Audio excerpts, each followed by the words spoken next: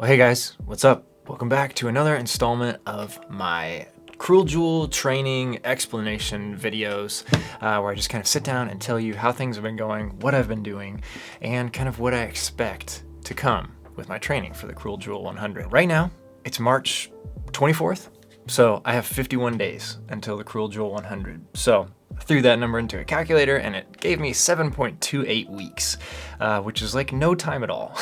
Basically getting into that really like just total crunch time right now. I have a race coming up this weekend. It's a 50K. It's gonna be a pretty tough one. Yes. Bear? What do you need? All of it, man. I got you. Where's the aid station? Right here. There. It's all weird. Okay. Sucked in. That's okay. How'd you get ahead of John? Make issues for the camera because I'm a better runner than John. That's right.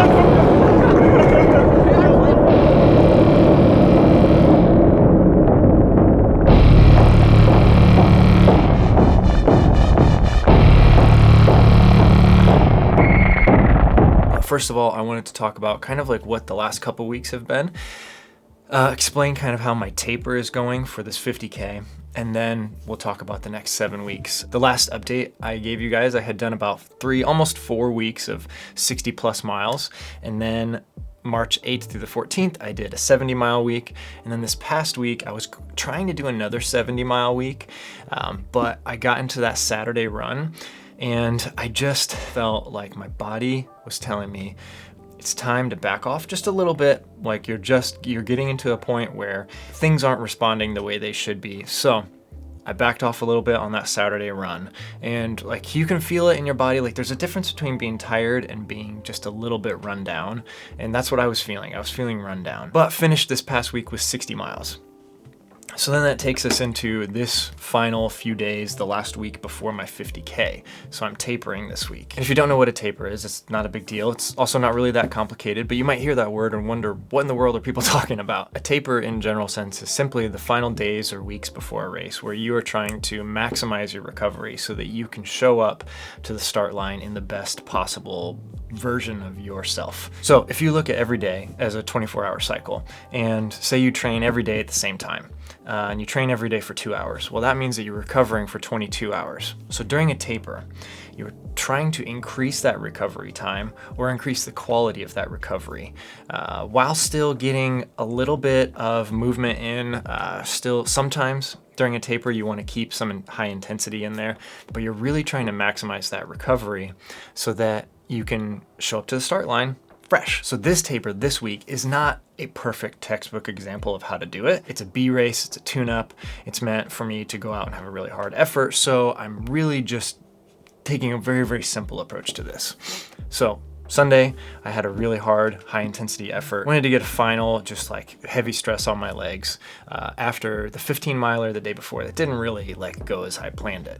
Monday and Tuesday, I just kind of like backed off quite a bit. Like Monday, I went out and I did a 5 miler where I was just kind of like running with a little bit of that kind of zone 2, pushing into zone 3, just a little bit, but not really much, just kind of like a pretty easy 5 miler. And then yesterday, Tuesday, I just did 3 miles of pretty much just climbing on the treadmill. So super, super easy. Today, Wednesday, before the race, I'll probably go outside and do a 4 miler, which is about half of the volume that I would probably do on a Wednesday. I would normally get like a 7 or 8 miler in. Tomorrow, Thursday, it's gonna be even shorter, probably 3 miles. Again, just really, really easy, just trying to keep moving the legs. And then Friday, I'll go out and I'll probably just do like, honestly, like probably 3 miles. Again, there's absolutely no training that I can do to improve my performance at this 50K other than resting and showing up recovered. Then the other side of this is my recovery. And so I need to make sure that in between my runs, so those like, 22 to 23 hours in between each run, I'm really doing my best to try and get a little more sleep, which it's not always the easiest thing to do. B, try to eat a little bit better, and then also just trying to rest, recover, be good to my body. And that's not always possible. Like if you have a really stressful job or things are going on with family, stuff like that. It's also not so easy during this time that we find ourselves in. There's a whole lot of external stress that's affecting us. So that's it. There's no like specific formula to this taper that I'm doing before my 50K on Saturday. I'm just trying to kind of like back off everything, decrease the stress on my body, increase the recovery, to show up to the start line ready to go. So now let's talk about this race on Saturday. It's a 50K down in southern Indiana. It's gonna be a hilly course. Over the 31 miles, there's about 4,400 feet of vertical gain and descent. It's all gonna be like short, quick hills. Some of them are really steep. The back area around Rattlesnake Campground is probably one of my favorite areas of the course. I think of a couple of climbs that I'm not real fond of, but they're still beautiful areas. It's nice that you can actually see those ridge lines out there and you can get there, and that's my favorite part of the course. When it comes to the rest of it, I just love the fact that you can't get fast here. You just have to be challenged the entire day.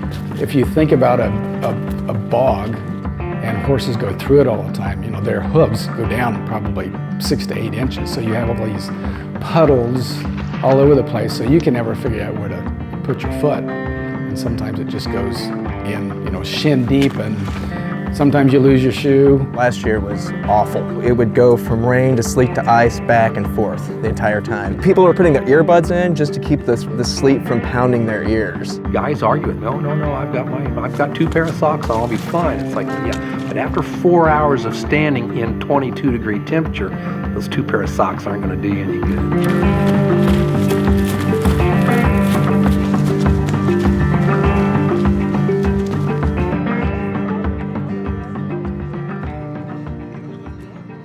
Depending on how muddy it is and depending on how much extra stress that puts on my legs and my body, this 50K effort might feel more like a 50-mile effort. And it's totally just gonna depend on the conditions. If it's like miles and miles of that shoe-sucking mud where you're trying to like rip your shoes out of the mud every single step, like that is gonna put a whole lot of extra stress on my body than just going out for a nice easy 50K like on pretty groomed trails. The weather conditions leading up to the race is supposed to rain pretty heavy on Thursday and Friday.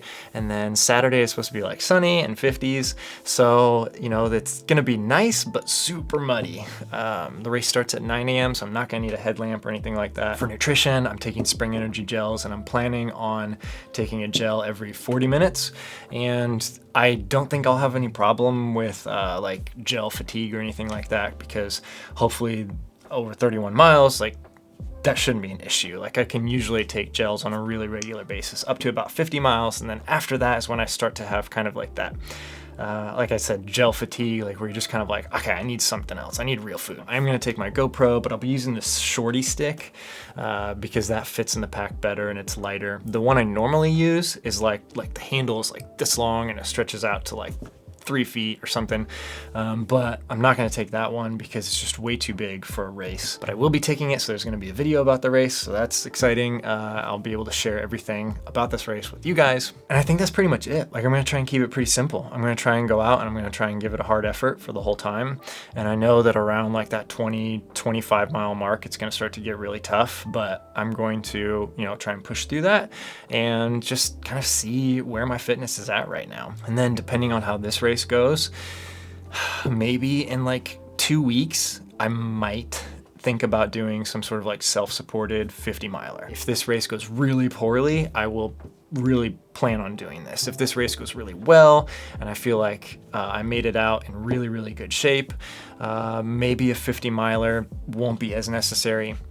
So we'll just kind of like, I'm gonna have to figure that out as I go. I really do like having a 50 miler 4 weeks out from 100.